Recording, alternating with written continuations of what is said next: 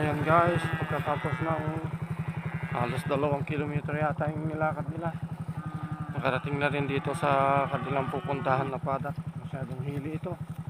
So ito yung farm corner na sinakain nila. Yan,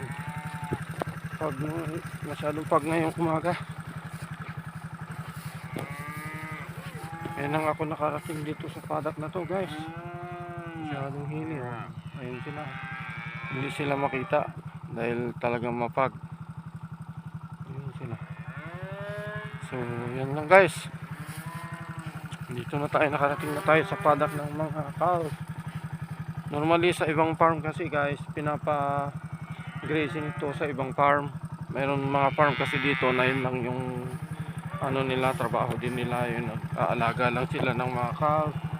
Tapos pagka heifer na siya, doon na rin nila iniingay artificial insemination. Pagkabuntis na, saka lang kukunin ng ano, may-ari ng baka. Sige guys, ganyan lang.